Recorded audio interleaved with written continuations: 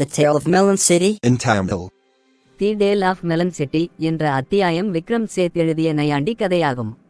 கதை கற்பனை நகரமான மெலன் சிட்டியில் நடைபெறுகிறது. அங்கு வசிப்பவர்கள் தங்கள் முலாம்பழங்களின் அளவை பற்றி வெறித்தனமாக உள்ளனர். நகரம் ஆளப்படுகிறது. தனது மக்களின் நலனை விட தனது முலாம்பழத்தின் அளவிலேயே அதிக அக்கறை கொண்ட ஒரு அரசனின் ஆலோசகர் கூறும்போது கதை ஒரு திருப்பத்தை எடுக்கும். முலாம்பழம் நகரத்தில் மிகப்பெரியது அல்ல, இது தொடர்ச்சியான அபத்தமான நிகழ்வுகளுக்கு வழிவகுக்கிறது. இப்போது அத்தியாயத்தை பகுப்பாய்வு செய்வோம்.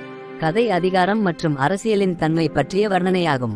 ராஜா தனது முலாம்பழத்தின் அளவை பற்றிய ஆவேசம். அதிகாரத்தில் இருப்பவர்கள் பெரும்பாலும் தங்கள் சொந்த நலன்களுக்கு முன்னுரிமை கொடுப்பதற்கான ஒரு உருவகமாகும்.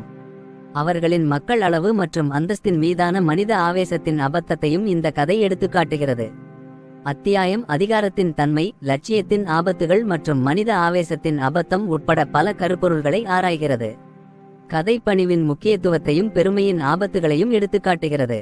கதையில் வரும் கதாபாத்திரங்களை கூர்ந்து கவனிப்போம். ராஜா அதிகாரம் மற்றும் அதிகாரத்தின் சின்னமாக இருக்கிறார், அதே சமயம் அவரது ஆலோசகர் பகுத்தறிவின் குரலை பிரதிநிதித்துவப்படுத்துகிறார். மெலன் நகரத்தில் வசிப்பவர்கள் மக்கள் பெரும்பாலும் பொருள் உடைமைகளுக்கு முன்னுரிமை அளிக்கும் விதத்தின் வர்ணனையாகும். மிக முக்கியமான விஷயங்களில் the tale of Melon City பற்றிய இன்றைய காணொளி அவ்வளவுதான். இந்த அத்தியாயத்தின் சுருக்கம், பகுப்பாய்வு மற்றும் விளக்கத்தை நீங்கள் ரசித்தீர்கள் என்று நம்புகிறோம்.